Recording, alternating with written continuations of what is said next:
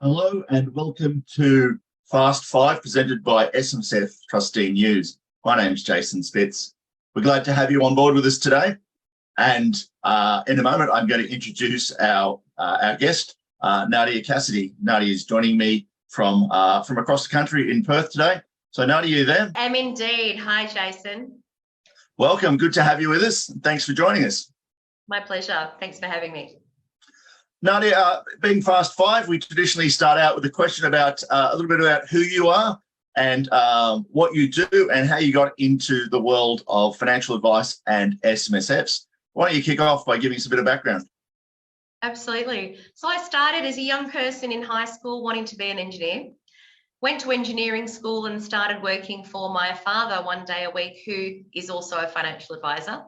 And seeing the work that he did with his clients and the difference that he was making in their lives was really inspirational for me. And so I made a decision. I thought, well, if business is where it's at and helping people can be done in this way, that's what I want to do. So I left. I went to work with my father full time and started really understanding what financial advice and great ethics and great planning was all about. And eventually I did move on to bigger institutions to broaden my skill set. I worked for ANZ Bank for a while in their business banking division. And that was a really incredible experience because I got to meet a lot of business clients, people with self-managed superannuation funds, and really trying to understand how they can better invest for their retirement. And that was when I caught the bug for self-managed superannuation funds. So as a result of that, I started becoming a specialist in that area. I then started working towards my self-managed super fund accreditation, which is the highest certification you can hold in Australia. That's run by the SMSF Association of Australia. And I am also a qualified certified financial planner with the FPA. So over the years, I've helped many clients navigate this interesting journey through managing their retirement funding and planning to leave their legacy. Eventually, I realized there weren't enough people that were helping advisors do this great work in our community. And so I now work for a company called Assured Support. And what we do is really help fill in the areas of grey for advisors so that they can give their clients really fantastic advice. So I remained a technical specialist. I still love this area. And I'm very happy to be here today. Excellent. Engineering's a bit of a departure. Well, I guess SMSFs are a bit of a departure from engineering. So problem solving sort of in the blood, I take it? Very much so. I feel my personality is I need the people contact because I love helping people and seeing them really succeed on their journeys, but I'm also highly technical and love to be able to solve complex problems. For those out of you there that might be interested, I'm also an amateur opera singer. So there's a very creative side of me as well. I know. So occasionally if a client's really nice to me, I'll sing for them. But it's really all about helping people and everything that I do is centered around being able to help others lead better lives. Excellent. Well, as a problem solver, I want to ask you maybe to talk about some of the opportunities we have at the moment, some of the most powerful or useful things that we've got. And I'm aware there's been some changes. So why don't we talk through some of the best tools you've seen or the best opportunities you've seen in SMSFs maybe in the last year or so? Absolutely. Look, one of I think the most exciting changes is that Australians are living longer and are working longer. And the ability to make contributions right up to age 74 has just come into place on the 1st of July. And that's a particularly exciting change for those who are older and might need to get more money into superannuation. There are some rules around balances that you have to have, so that you need to talk to someone about what that looks like. But that really gives people a chance to bolster their superannuation savings. So some of that can be before tax contributions, which we call concessional contributions. That might be after tax contributions, which are called non-concessional. And there is potential to deduct some of those if you are still meeting some work test requirements as well. One of the strategies that can be very useful with that is that people can actually withdraw some of their funds and recontribute it back into their superannuation. The benefit of that is that it can actually reduce the taxable component of your superannuation, so that later on, when you decide to draw a pension, there's actually less tax impact on those pension payments that you're drawing, which also gives you more benefit for your retirement income. Okay, look, while you're taking a break there, just remind anyone who's watching, if you've got some questions you'd like to pitch at Nadia around stuff related to SMSF strategies, feel free to do so in the chat. We have a community there as well, the SMSF community presented by SMS Trustee News. Please feel free to join that. And you can throw the questions in the chat now and we'll pick some of them up live. But also after this session, Nadia will be hanging around for a little bit. And then also in the coming weeks, if you like, we have a bunch of SMSF specialists who are a part of our community as well, who drop in and answer questions as well. So I encourage people, if you've got any questions, go fire away and we'll endeavour to pick them up as we go along. So we're just talking about contributions, Nadia. There's been lots of changes. Can we talk about downsizing? Because that's a really interesting one.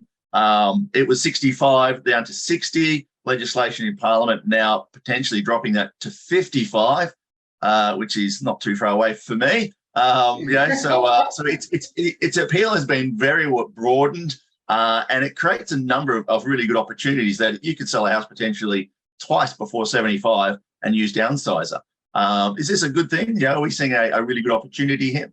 Look, I think there can be an advantage here to help increase supply of housing for younger people. That's obviously a really topical issue at the moment, and as people don't need to be in a large property, that can be very helpful. In terms of retirement savings, what that can do, and what's really unique about downsizer, is that it doesn't count toward your contribution caps.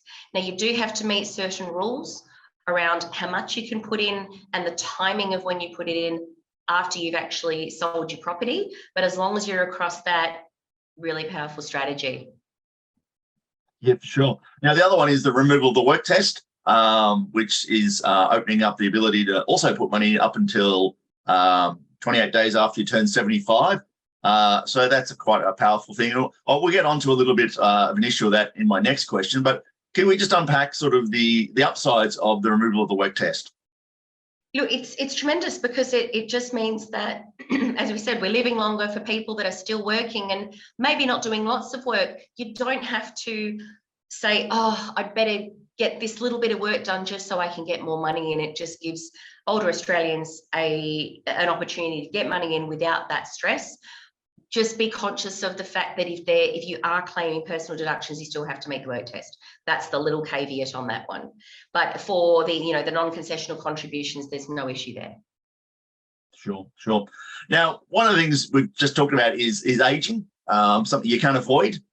It is what it is. And so there's a certain amount of planning for what happens after you with your super. Can we maybe touch upon some of those things around estate planning and planning for what happens post SMSF in your own life? Absolutely. And look, there's been a very topical case recently about this very issue, Hill and Zuda, if anyone wants to go and read through all the case law on that.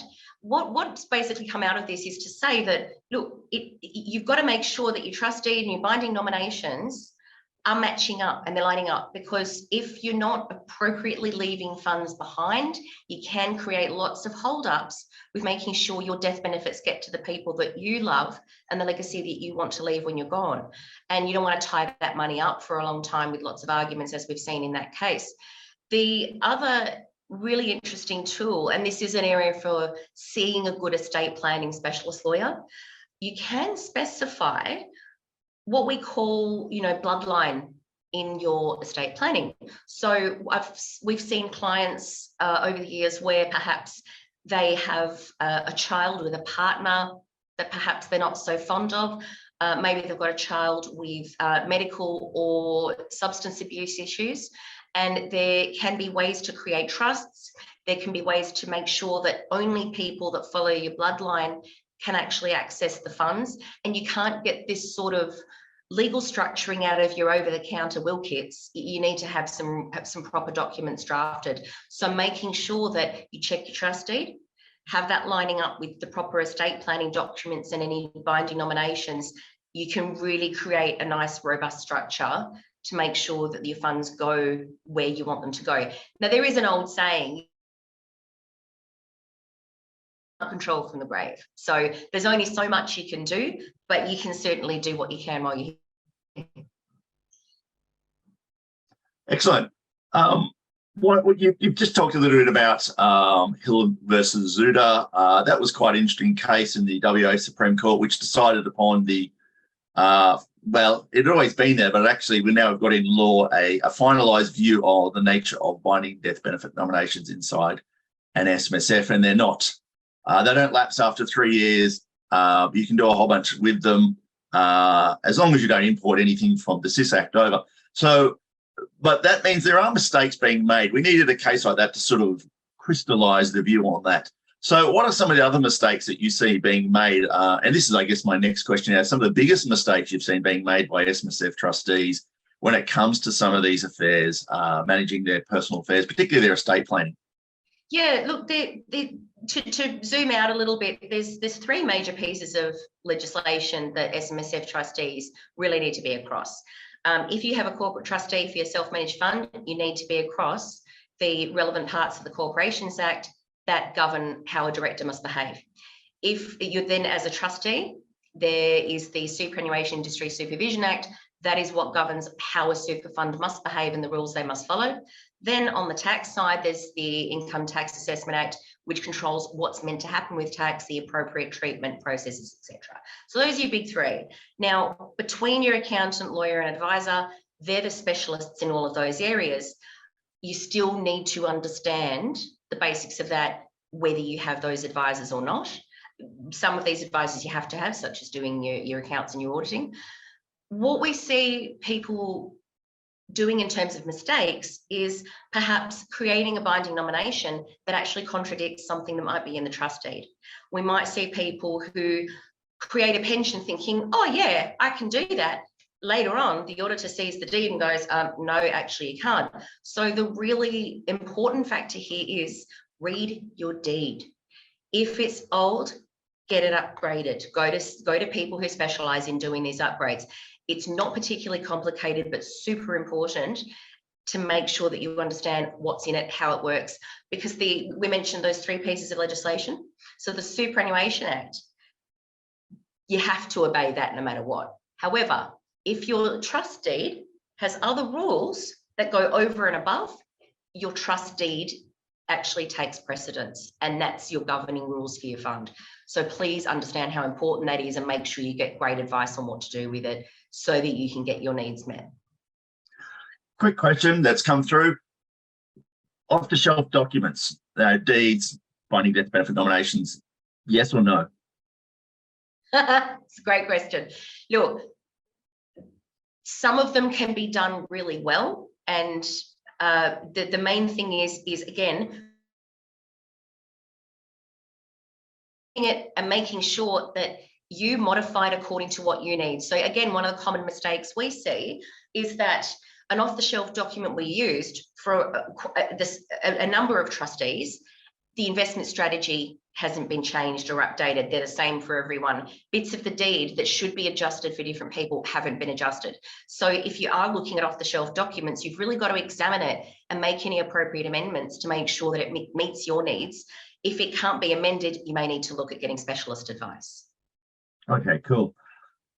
I want to move on a little bit, talking about changes. What changes would you like to see in the world of SMSFs? You know, we've just hit the 30th anniversary of compulsory super, so that's been pretty good. But maybe it's a change in terms of legislation, maybe it's a change in terms of the way people operate or approach super. So what are some of the changes you'd like to see?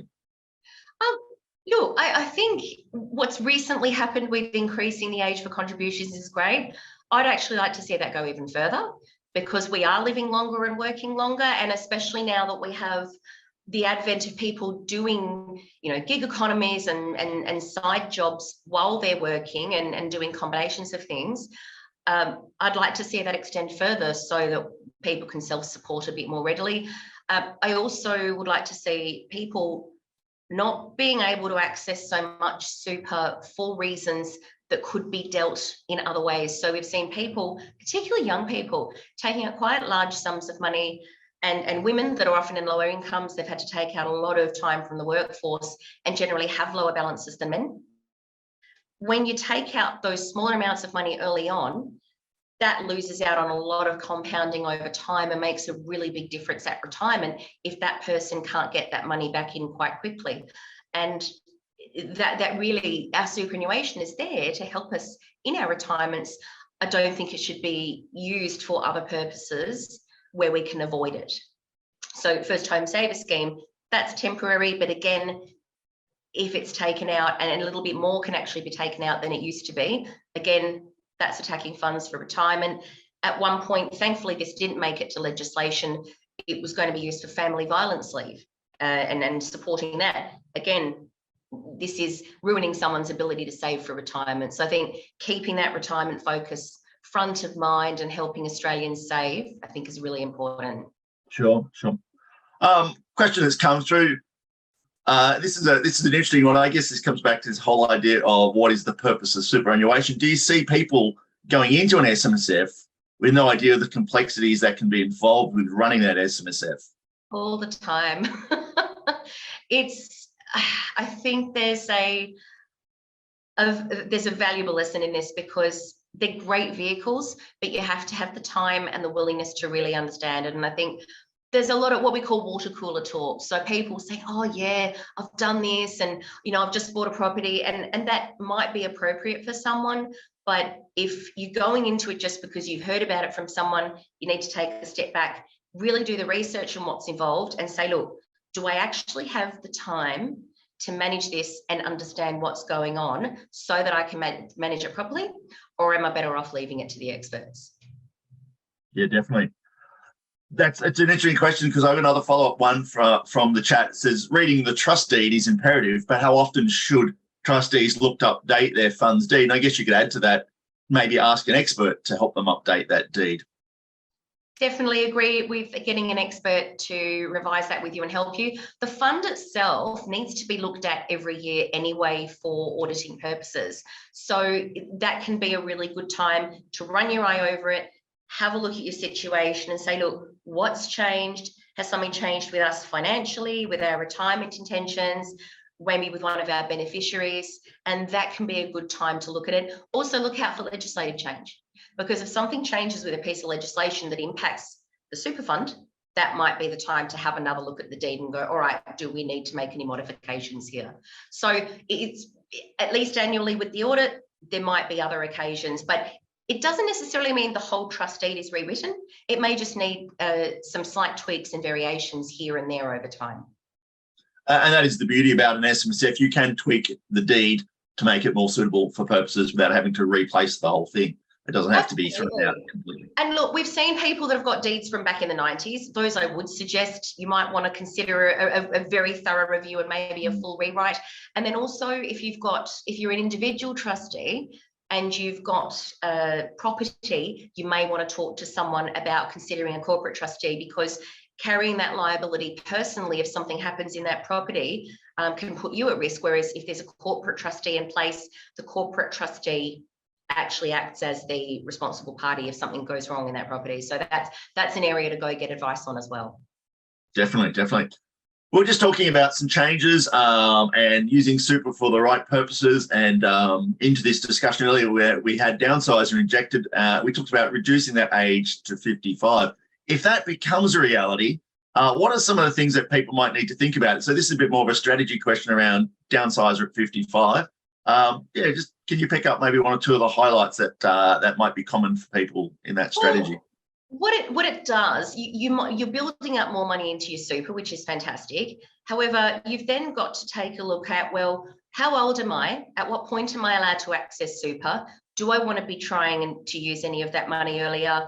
What is my retirement age? And just looking at how those ages actually interact with that younger age, because just because they've reduced downsizers to 55, it doesn't mean you can access your money any earlier. So having a look around those questions is important. I guess the other thing is, if you decide to sell a house and move that money in, say at 57, is that the last house you're ever going to sell? So yeah, working out when is that time to maybe tip that money in, because you might buy and sell once or twice more between 55 and 75. So you've got a number of years to actually map that strategy out. So that's not advice. I'm not an advisor or anyone. I just want to pop that one in there. It's just something I recently thought. I wish I had a crystal ball, but unfortunately, and this is a really important point now that you've mentioned it, Jason, that we can only operate with the information we have right now and the legislation we have right now. So when you do these things as a trustee, make sure you do really good minutes around why you've made the decisions you've made, documenting what you've done and why you've done it. And then later on, if you're ever audited by the tax office, you've got a really good paper trail as to why you've made those decisions as a fund. Yeah, definitely. Now, look, that's a really good segue into our last question out of our Fast Five, and then I'll get into a couple more questions out of the chat.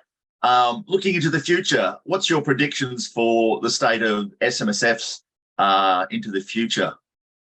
Look, I wrote about an article about this recently, actually. So if you have a look at the Assured Support website, it's called The Future of SMSF.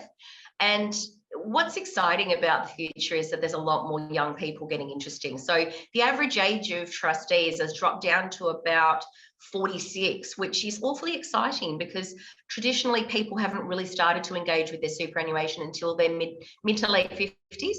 So I think there's a great opportunity here to educate younger people about how to be more aware of saving for retirement. And there's a great saying that I used to say to our clients all the time: it's not timing the market, but time in. So the earlier you start planning and contributing just a little bit, you can have some tremendous leverage with your super funds later on. Yes. Okay, definitely. Now, the other thing is how big an opportunity is the change in contribution strategies because of work test, downsize, and bring forwards going to be in the next, say, year or two, or probably potentially many more years to come? How big an opportunity is that? Is that huge from your opinion? For people with lower balances, certainly. It will really help those Australians with lower balances be able to self-support themselves more. You know, the Centrelink is just not enough for most people. And with mortgages being higher and higher, we've also got that extra concern of, will I even be able to pay my mortgage before I retire? So the more benefit we can get saving for retirement with these contributions is certainly going to help. And I guess an important thing to remember is that while a lot of these changes fall really well into the SMSF zone, if you're a trustee with children or grandchildren, they also work for them with retail funds and industry funds as well. They work across the superannuation system. So if you're a trustee, great, but you can also then, as in another superannuation vehicle, make the most of these as well, possibly before you move to an SMSF. Now, we've got a question about Hill versus Zuda. Obviously, that's really been a sort of a benchmark and encourage people to review their estate plans. If people are looking at an estate plan, what are some of the things that they should be looking at in that plan? Okay, so with your estate planning, you want to look at, first of all, who is allowed to be a beneficiary. So you can't just nominate your best mate because you've been friends since you were 5. There are certain classes of people that are allowed to be a beneficiary, and it's important to educate yourself on that. And that's governed by the Superannuation Industry Supervision Act. The second consideration is, and this is again where specialist advice is important, how should you be leaving these funds to the people that you're leaving them to? So leaving funds to children is treated differently for tax than leaving funds to adults. So a discussion with a lawyer to decide, well, should it be done through the fund, and if so, how? Should it be done through lump sums or trusts, lump sums or pensions?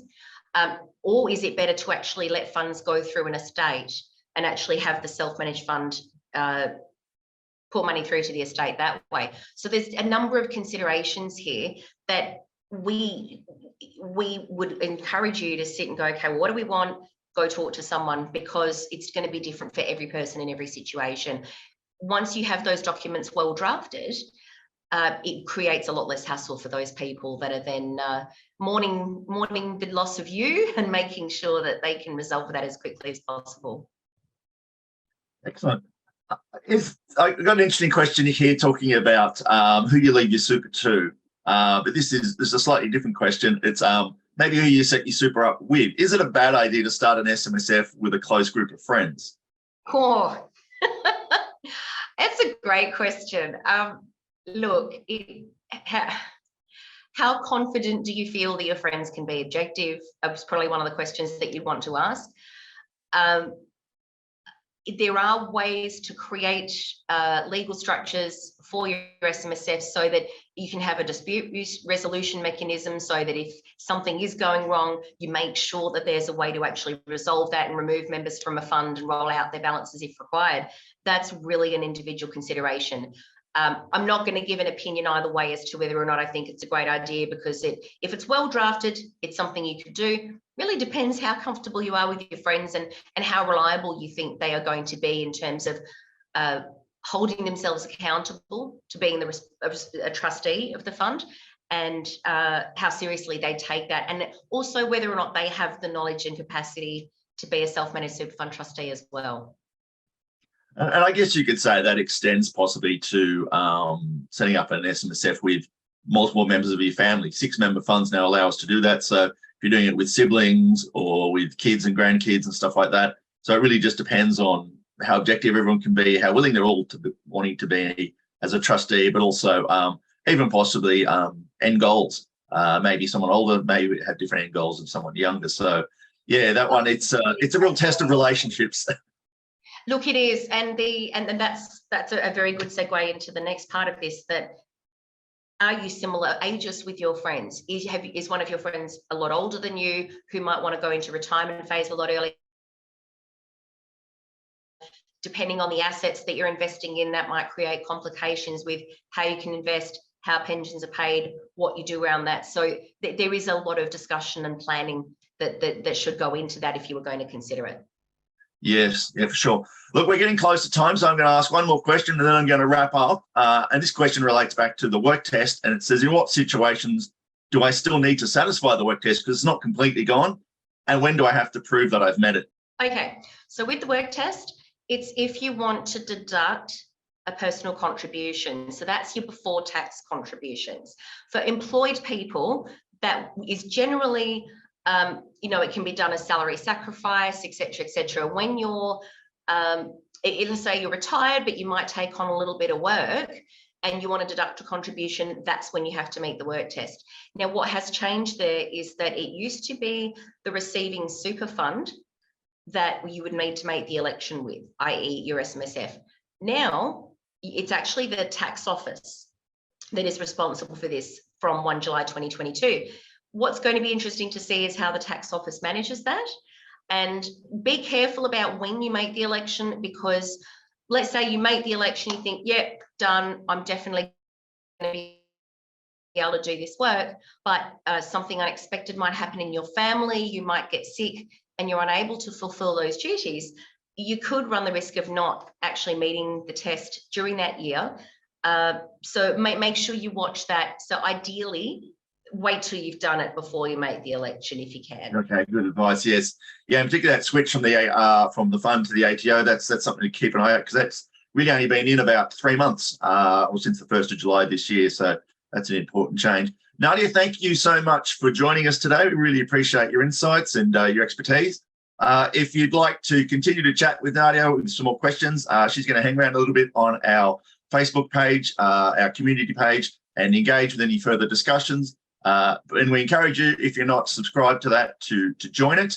There it is. There's the details, SMSF Community by SMS Trustee News. You can join that group. You can have a chat with other people and also our experts who drop in to answer questions. Next, Fast 5 is on the 30th of September, and we're going to be joined by Mark Radigan. So that's 30th of September at 11 a.m. We look forward to seeing you all online with us then. And so thanks, Nadia. I really appreciate your time. So until then, thanks very much for joining us, and we'll see you again. Bye for now.